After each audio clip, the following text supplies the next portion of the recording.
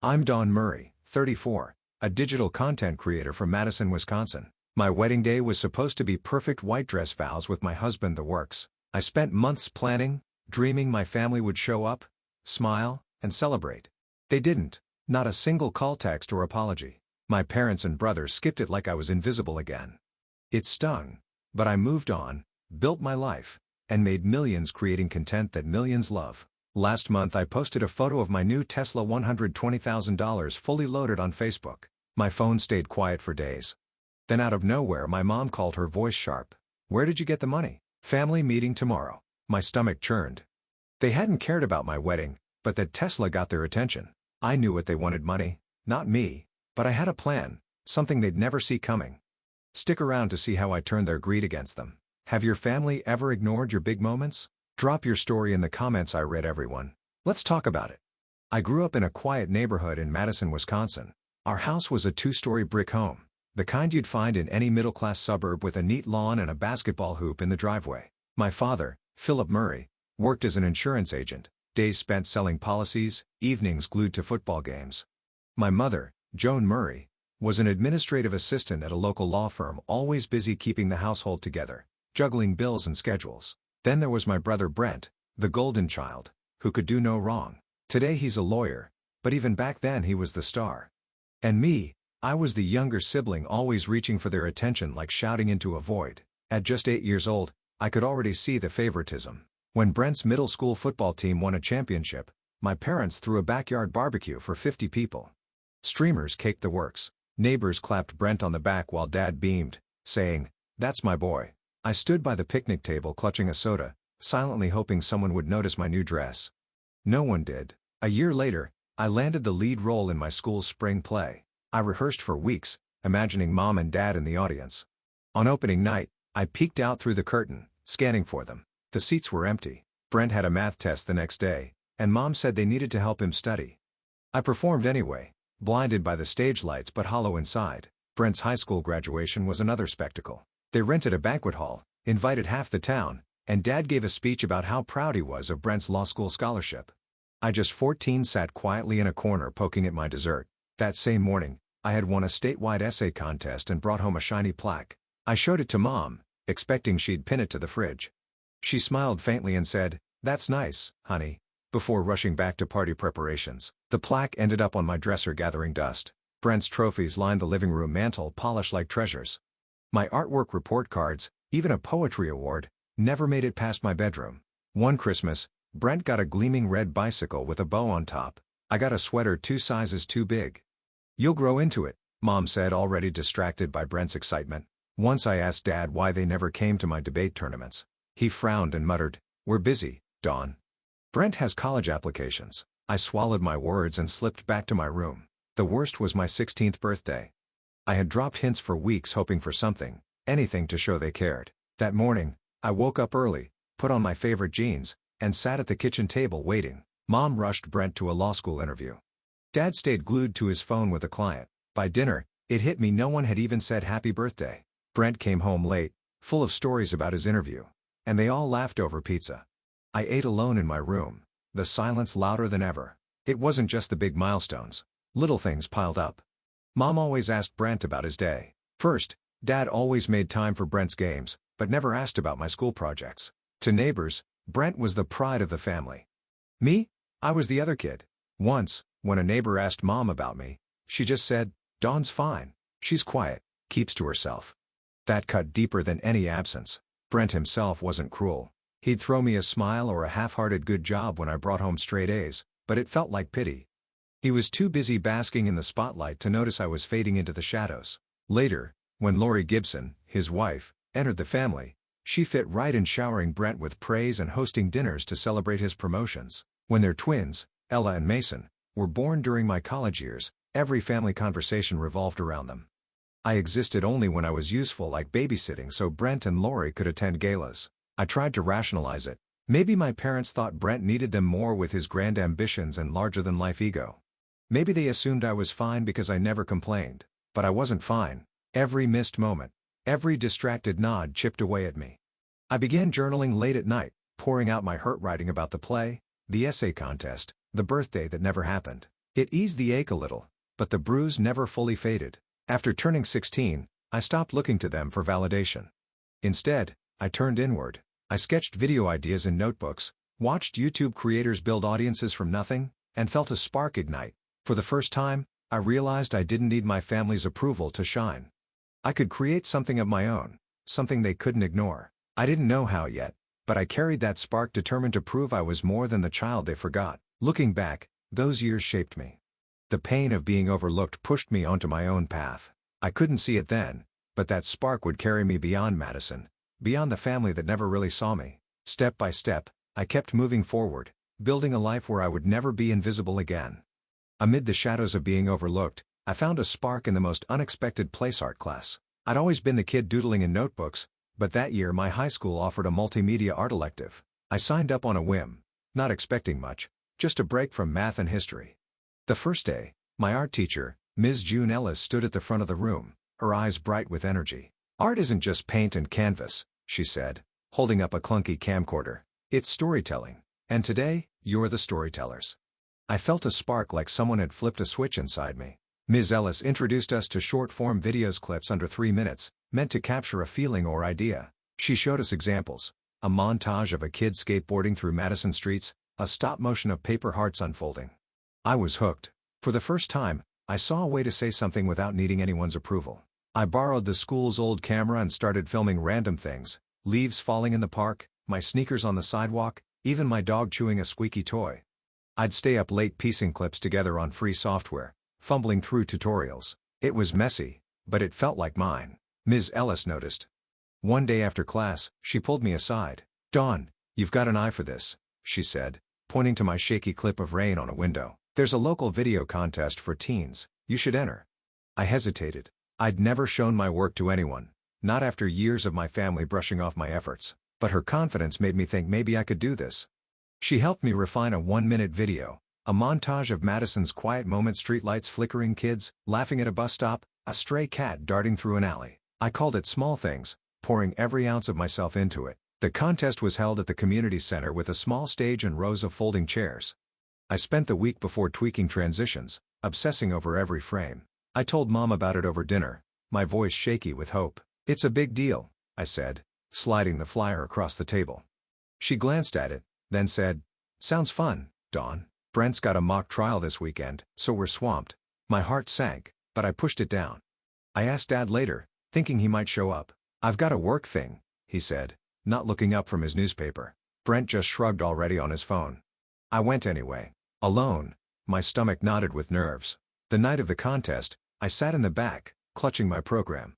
Other kids' videos played, some funny, some artsy, all good. When Small Things came up, I held my breath. The room went quiet as my clips filled the screen.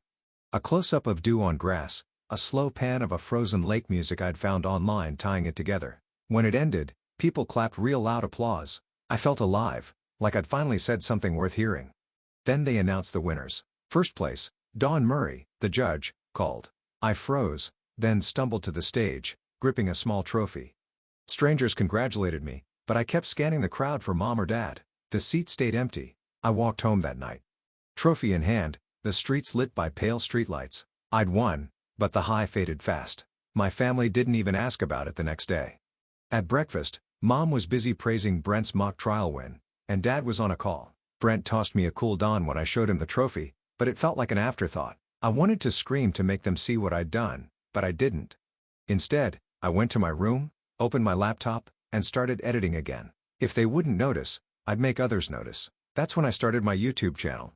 I called it Dawn's Lens, nothing fancy, just a place to share my clips. I uploaded Small Things, first expecting maybe 10 views. By the end of the week, it had 100. Comments trickled in, people saying they loved the vibe, the way I captured little moments. One wrote, "This feels like home." I read it over and over, my chest tight with something new, pride. I wasn't invisible to them. I kept going, filming more kids playing at the park, a street fair's bright chaos, even a time-lapse of clouds over Madison's Capitol building. Each video was a step away to prove I could matter. Ms. Ellis kept pushing me. She'd check in after class, suggesting new techniques or software. "You're telling stories no one else can," she'd say, handing me a book on video editing. I devoured it, learning cuts, fades, and sound mixing. I'd spend hours in the school's computer lab headphones on ignoring the world. My channel grew slowly, 200 subscribers, then 500. It wasn't viral, but it was mine. Every like, every comment felt like a nod from someone who saw me. I didn't tell my family about the channel. Once I tried showing mom a video with 1,000 views. "That's neat," she said, already turning to answer Brent's phone call. It hurt, but I was done begging for their attention. I'd found something better, a way to create, to connect, to build something they couldn't take away. That contest, that trophy, those early subscribers, they were proof I could be more than the kid my family forgot. I didn't know where it would lead, but I knew I wasn't stopping. When I stepped into college, I carried big dreams. I'd landed a spot in a top communications program at a university in Madison, Wisconsin with a partial scholarship. It didn't cover everything, so I pieced together the rest with student loans and a part-time job at a campus coffee shop. Mornings meant brewing lattes, evenings meant lectures, and nights were for editing videos on my old laptop. My parents didn't pitch in. They were too focused on my brother's law school, but I didn't need their help. I was chasing a future that was mine alone. My first year was relentless. I juggled shifts, assignments, and my YouTube channel Dawn's Lens. I posted short clips, dorm life montages, skits about exam stress that pulled in a few thousand views. It wasn't much, but it kept me going. In my second year, I took a digital media class with my professor, Alan Burke. He was intense, pacing the lecture hall, urging us to see beyond the frame. One day, he screened my video, a 2-minute piece, on late-night study sessions set to lo-fi beats. "This has soul," he said, leaning on his desk. "Dawn, you're not just creating, you're speaking." I walked out feeling like I could take on the world. Professor Burke became my mentor. In my third year, he invited me to join a national digital content project, a competition backed by a major media company. It was a big deal. Teams from universities across the country crafting short campaigns for a nonprofit. I led a group of 4 pitching a series of 1-minute videos on mental health awareness. We spent months storyboarding, filming student interviews, and adding subtle animations. I'd stay up until sunrise, perfecting every cut, my eyes glued to the screen. When we submitted, I doubted every choice. Then the email came. We'd won first place. The prize was $10,000 and a feature on the nonprofit's platform. At the awards event in Chicago, I held a glass trophy, my name in the program. I called Mom, hoping she'd care. "Nice job, Dawn," she said, distracted. "Your brother's closing a big case." I hung up, gripping the trophy tighter. That win fueled me. After graduation, I moved into a tiny apartment in Madison and went all in. I freelanced for local businesses, ads for cafes, promos for shops while growing Dawn's Lens. My channel hit 50,000 subscribers, enough to monetize. I posted vlogs about the creative grind, tutorials on editing tricks. One video, a breakdown of making a viral clip, exploded to 100,000 views. Comments rolled in. "Dawn, you're inspiring me to start creating." I'd read them late at night, my chest tight with purpose. Those strangers' words meant more than my family's silence. Later, I had a vision, a company focused on short-form content for brands riding the wave of YouTube and TikTok. I called it Spark Vibe Studio. Starting it was grueling. Endless pitches, sleepless nights, and a bank account on life support. I worked from a co-working space, surviving on ramen and coffee. At a tech conference in Milwaukee, I pitched to an investor, Sylvia Grant. She was sharp, flipping through my portfolio with a critical eye. "Your work cuts through," she said, leaning forward. "Let's make it happen." Sylvia invested $200,000, enough to hire a small team and lease an office. I was stunned someone believed in me when my own family didn't. Spark Vibe took off. We created campaigns for local startups, then landed bigger clients, restaurants, tech firms, even a national retailer. My team and I churned out videos that popped, funny, heartfelt, polished for social media. We built a following of 1 million across platforms, with revenue climbing into 7 figures. I'd walk into our downtown Madison office, glass walls buzzing with energy, and feel like I'd built something real. Clients loved our work. One said our campaign doubled their online sales. That kind of impact kept me up at night planning the next big project. When a major streaming platform approached us for a buyout, I knew it was time. They wanted Spark Vibe's expertise to boost their short-form content. After months of negotiations, I signed the deal, $18 million. I paid off my student loans first, the relief washing over me like a wave. I was free. No debt, no limits. I'd built an empire from nothing, proving I didn't need my family's approval to succeed. They hadn't reached out in years, ignoring my graduation, my videos, my wins. But I wasn't done yet. I was ready to build a life beyond their shadow. When I met Kyle Sanders, I found my anchor. We met at a coffee shop where I was editing a video between Spark Vibe meetings. He was at the counter ordering a black coffee, his flannel sleeves rolled up, a quiet confidence in his smile. We started talking about work-life. Madison's brutal winters. He was a mechanical engineer, steady but warm, and by the end of that chat, I wanted to see him again. We started dating, stealing moments between my late-night edits and his long shifts at a firm. He'd bring me takeout during deadlines. I'd drag him to art fairs, laughing when he faked understanding my video rants. For the first time, I felt truly seen. A year later, Kyle proposed. It was simple, just us on a park bench, the lake nearby shimmering. He pulled out a ring, hand steady, and said, "Dawn, you're my home. Marry me." I said yes, my heart racing, picturing our future. Planning the wedding was a whirlwind. I picked a small garden venue with string lights, perfect for a summer evening. I chose a soft ivory gown, feeling like a dream. I sent invitations to my family, my father, my mother, my brother, hoping they'd show.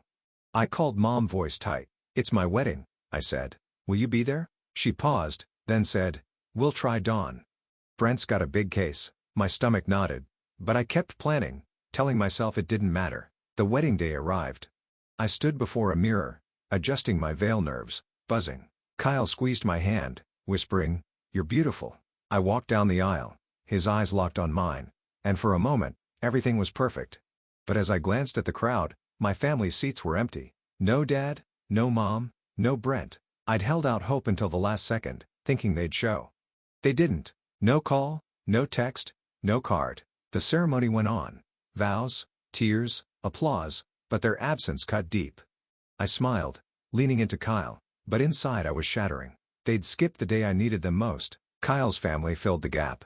His parents, warm and loud, pulled me into hugs, calling me our Dawn. His sister planned a dance playlist, getting everyone on the floor. After the ceremony, they hosted a backyard reception at their house, picnic tables, homemade pie, laughter. Kyle's dad raised a glass, saying, "To Dawn and Kyle, here's to family." My throat tightened, torn between gratitude and pain. Their warmth highlighted my family's coldness.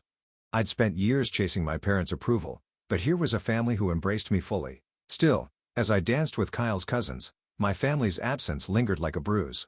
After the wedding, Kyle and I built a life together. We rented a small house in Madison with a porch for weekend coffee. He'd sketch designs for work, I'd edit Spark Vibe videos, and we'd toss ideas back and forth. When Spark Vibe hit rough patches, clients delaying payments, a team member quitting, Kyle was my rock. "You've got this," he'd say, pulling me close. I supported him too, listening when project deadlines stressed him out. We argued over small things, dishes, dog walks. But we were a team, something I'd never had growing up. Kyle's family became my own. His parents invited us for Sunday dinners, serving roast and potatoes. His sister called to check in, asking about my latest projects. When Spark Vibe landed a big client, they threw a small party with a goofy banner. Their support was everything I'd wanted as a kid. But every time I sat at their table, a quiet ache remained. My family didn't just miss my wedding, they acted like it never happened. I sent them photos hoping for a spark. Nothing. I called Mom once asking if she'd seen the album. "It's lovely," she said, then talked about Brent's kids. I stopped reaching out. After selling Spark Vibe for $18 million, I paid off our loans, the relief overwhelming. Then I splurged a sleek electric blue Tesla, $120,000, parked proudly in our driveway. I posted a photo on Facebook, not expecting much, just sharing a moment of pride. My family hadn't contacted me in years, ignoring my wedding, my wins. But that Tesla photo caught their eye, setting the stage for something I'd been waiting to face. Living with Kyle taught me family isn't just blood. It's the people who show up who see you. Kyle cheered my successes, held me through doubts. His parents gave me warmth I'd never known. Yet my family's silence still hurt. Every milestone, our house, 1 million followers, felt bittersweet without them. I'd lie awake wondering why I wasn't enough. Kyle would say, "You're enough for me." It helped, but the pain stayed, a reminder of what I'd overcome. A week after posting the Tesla photo, Mom called asking for a family meeting. Her voice was clipped formal, like she was scheduling a dentist appointment. "We need to talk, Dawn," she said. "Can you come to Madison?" I froze, my phone heavy in my hand. Years of silence, and now this, because of a car. Kyle sat beside me, his hand on my shoulder. "You don't have to go," he said. But I did. I needed to face them, to finally say what I'd held back for years. The drive to my parents' house in Madison felt endless. I gripped the steering wheel, my knuckles white, rehearsing what I'd say. Kyle offered to come, but I told him this was mine to handle. I pulled up to the familiar brick house, the same one I'd grown up in now, feeling like a stranger's. My father opened the door, his face neutral. "Good to see you," he said, as if I'd just been there last week. My mother was in the living room setting out coffee. Brent sat on the couch scrolling his phone. No one hugged me. The air was thick, like we were all holding our breath. We sat around the dining table, the same one where I'd once begged for their attention. Mom started her voice, overly warm. "Dawn, we saw your car. You've done well." I nodded, waiting for the catch. Brent leaned forward, cutting to it. "Ella and Mason need help with college," he said, referring to my niece and nephew, Ella and Mason Gibson. "Tuition's steep, and I'm underwater with my mortgage. You've got the means now." Dad chimed in, his tone matter of fact. "Family steps up, Dawn. That's how it works." I stared at them, my pulse racing. They hadn't called in years, hadn't come to my wedding, but now they wanted my money. I took a deep breath, my voice steady but sharp. "You want to talk about family," I said. "Where were you when I got married? When I walked down the aisle alone looking for you?" Mom shifted her eyes on the table. "We were busy, Dawn," she said. "Brent had his case." I laughed bitter. "You were busy for my entire life. My plays, my contests, my graduation. You were never there. But now you see a car, and suddenly I'm family." Brent rolled his eyes. "Don't make it dramatic," he said. "We're just asking for help." Dad nodded. "You've got millions. What's a little for your niece and nephew?" Their words hit like punches, but I was done shrinking. "I built my life without you," I said, my voice rising. "I won awards, started a company, sold it for $18 million, all while you cheered for Brent's every move. You didn't even send a card for my wedding." Mom's face tightened. "We meant to," she said weakly. "Meant to doesn't cut it," I snapped. "You chose him over me every time. Now you think I owe you." "I don't." The room went quiet, their faces a mix of shock and guilt. Brent muttered, "You're being selfish?" I stood my chair, scraping the floor. "Selfish," I said. "I've spent years trying to be enough for you. I'm done." I'd planned my next move weeks ago after Mom's call. I'd kept it quiet, even from Kyle wanting it to land hard. "You think I'm sitting on that money for myself?" I said, pulling a folder from my bag. "I'm giving most of it away." I slid the papers across the table, a press release already sent to local news. I donated $15 million to a children's education charity funding scholarships for kids who'd never had a chance. "This is what family means to me," I said. "Helping people who need it, not people who ignored me until they saw dollar signs." Mom's hands shook as she read the document. $15 million, she whispered. Dad's face went red.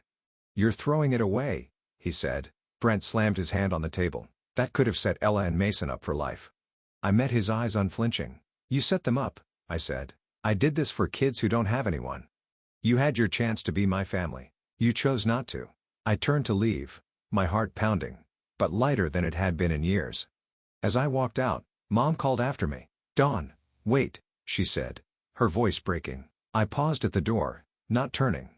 "We're sorry," she said. "We didn't know how much we hurt you." I wanted to believe her, but apologies now felt hollow, tainted by their request for money. "You knew," I said quietly. "You just didn't care." I stepped outside, the door closing behind me.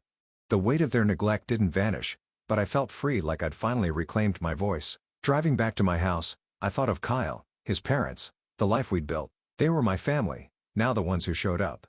The charity donation wasn't just a statement, it was my way of giving back, of turning pain into purpose. News of the donation spread fast. My phone buzzed with messages from strangers thanking me, calling me an inspiration.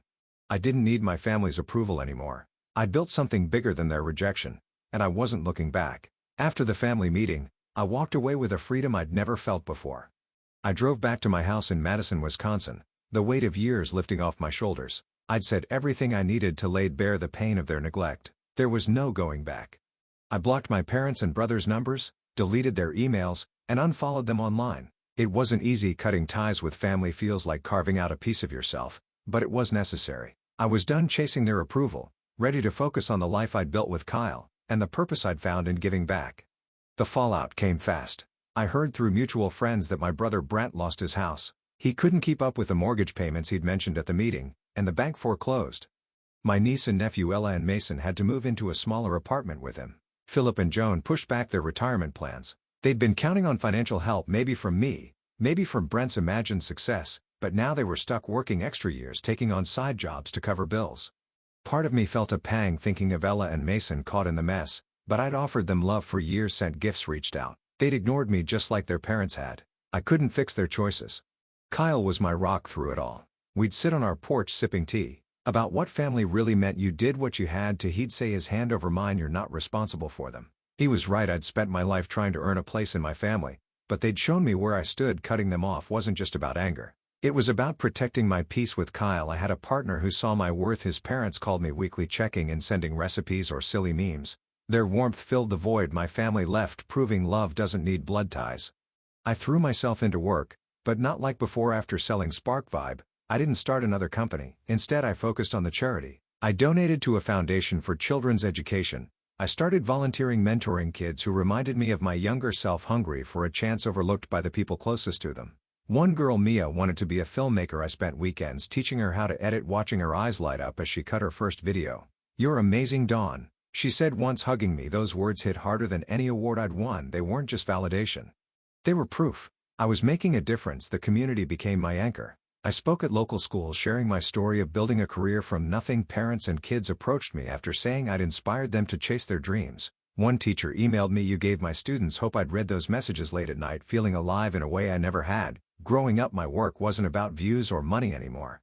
It was about impact. I partnered with the charity to fund workshops teaching kids how to tell their stories through video. Each smile, each thank you rebuilt a piece of me that my family had broken. Looking back, I saw the lesson clearly. My worth didn't come from my family's approval. It came from within, from the choices I made, the people I lifted up. Growing up, I'd felt invisible, always second to Brent, but I wasn't that girl anymore. I'd built a career, a marriage, a purpose, all without them. Cutting them off wasn't just closing a door. It was opening my life to people who valued me. I didn't need their apologies or their pride. I'd found my own. Sometimes I'd drive through Madison, passing places tied to my past: the park where I'd filmed my first videos, the coffee shop where I met Kyle. Those memories didn't hurt anymore. They were chapters in a story I'd written myself. Kyle and I started planning new adventures, travel, maybe a family of our own. His parents joked about grandkids, sending us baby name lists. We'd laugh over the future, felt wide open, not weighed down by old wounds. I still thought about my family sometimes, wondering if they'd ever understand what they lost, but I didn't dwell on it. I'd spent too long waiting for them to change. Now I was living for me, for Kyle, for the kids like Mia who needed someone to believe in them. My story wasn't about their rejection anymore. It was about my strength, my choices, my heart. To everyone watching,